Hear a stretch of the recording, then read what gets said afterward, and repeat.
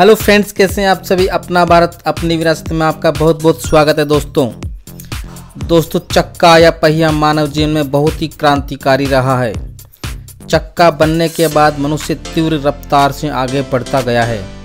यही चक्का आज हमें नए सफ़र की ओर ले चल पड़ा है।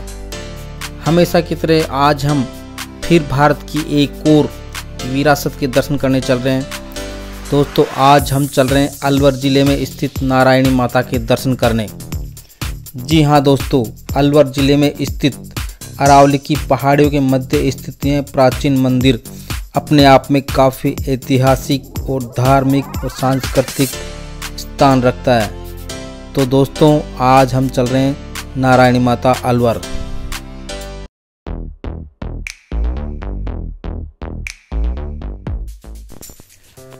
नारायणी माता का मंदिर अलवर जिले से दौसा की तरफ विश्व प्रसिद्ध भानगढ़ से लगभग 10 किलोमीटर की दूरी पर स्थित है। यह अलवर जिले से लगभग 80 किलोमीटर दूर पड़ता है और जयपुर से आने पर यह 90 किलोमीटर और दौसा से 37 किलोमीटर की दूरी पर स्थित है। यह मंदिर भारत में सेन समाज से जुड़ा एकमात्र मंदिर है। यह मंदिर सेन समाज की कुलदेवी के रूप में माना जाता है। नारायणी माता उत्तर भारत में पहली एकमात्र सती है जो रानी सती माता से भी पहले की है। इस मंदिर की खास बात यह है कि मंदिर के पास एक पानी का कुंड बना हुआ है। उस कुंड में कुछ सफ़ेद रंग के छोटे छोटे पत्थर पड़े हुए हैं। जब पानी के अंदर उन छोटे छोटे पत्थरों को देखा जाता है तो आभास होता है जैसे कोई सिक्के रखे हुए हों, लेकिन जैसे ही उन पत्थरों को हाथ में लेकर पानी से बाहर निकालते हैं तो वे सिर्फ पत्थर ही दिखाई पड़ते हैं। कई लोग इस बात को भी माता का चमत्कार मानते हैं। मंदिर के कुंड के पानी को लोग गंगा की तरह पवित्र मानते हैं। लोग इस पानी को बर्तन में भरकर अपने घर भी ले जाते हैं। वे पानी के कुंड में स्नान भी करते हैं। मान्यता है कि स्नान करने से कई प्रकार के रोगों से मुक्ति मिल जाती है और पाप भी धुल जाते हैं। नारायणी माता का जन्म मोरागढ़ ग्राम में हुआ था। इनका जन्म संवत 1001 विक्रम में हुआ था। इनके पिता का नाम विजयराज जी था तथा माता का नाम रामहेती था। इनके बाल्यावस्था का नाम कर्मा था। इनकी बचपन से ही कर्म धर्म की ओर विशेष रुचि थी। नारायणी माता का विवाह राजौरगढ़ निवासी गणेश जी के पुत्र करुणेश जी के साथ हुआ था। 2 साल बाद जब उनका गोना किया गया था तब वह अपने पति के साथ मोरागढ़ से राजौरगढ़ के लिए प्रस्थान किया। बीच रास्ते में ही उनके पति की मृत्यु हो गई और ये अपने पति के साथ में ही सती हो गई। उन्हीं की याद में इस अद्भुत मंदिर का निर्माण किया गया था।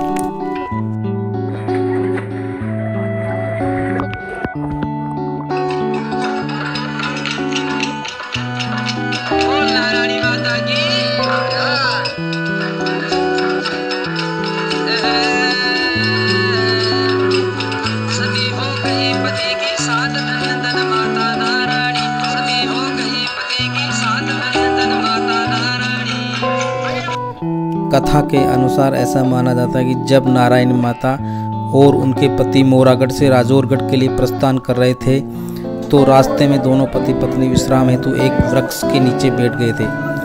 लंबी दूरी तय करने के कारण दोनों थके हुए थे, अतः उनके पति को जल्दी ही नींद आ गई और वे उस वृक्ष के नीचे सो गए। उसी समय वहाँ एक काला सर्प आ गया और सोए हुए उनके पति को डस लिया।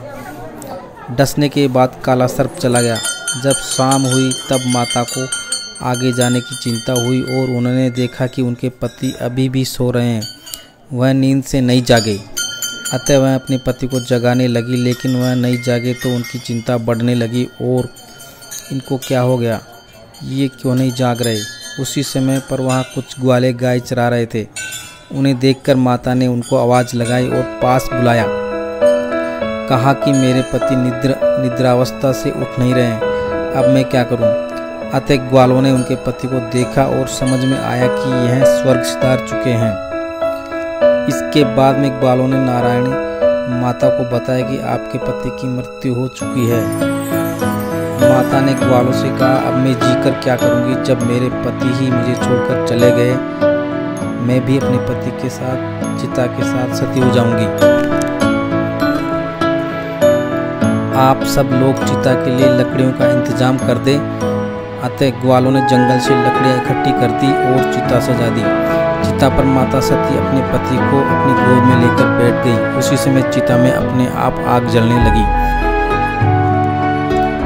जलती चिता को देखकर ग्वालों ने इसे चमत्कार मान लिया और माता से कहा कि आप हमें एक वरदान दो जिससे इस क्षेत्र में पानी की कमी दूर हो सके। इस क्षेत्र में पानी की बहुत कमी है।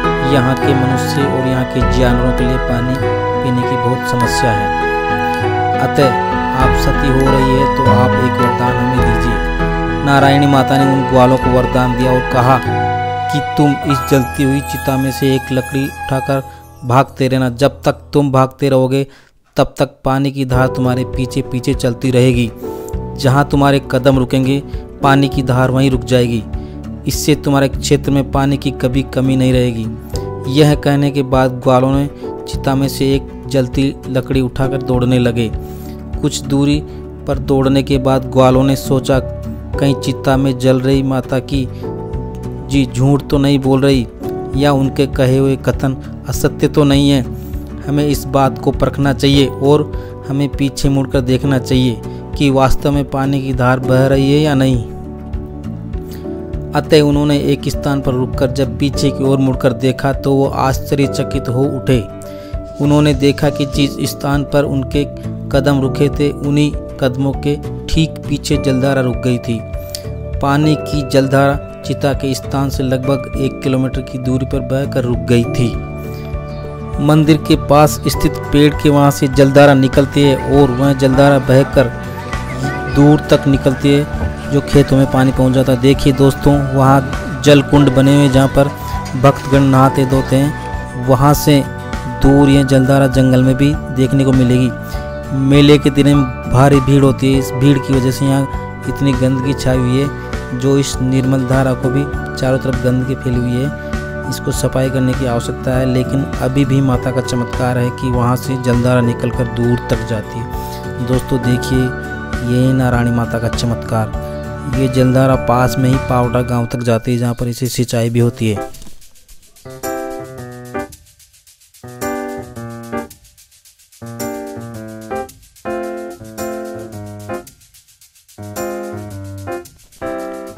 यहाँ पर चारों तरफ पेड़ ही पेड़ और ऊंचे पहाड़ है। बरसात के दिनों में यहाँ पे अद्भुत नज़ारा होता है। श्रद्धालु पहले कुंड में स्नान करते हैं और फिर माता के दर्शन करते हैं। दोस्तों कैसा लगा आपको ये नारायणी माता का वीडियो? अगर वीडियो आपको पसंद आया तो उसको लाइक सब्सक्राइब कीजिए। थैंक यू दोस्तों।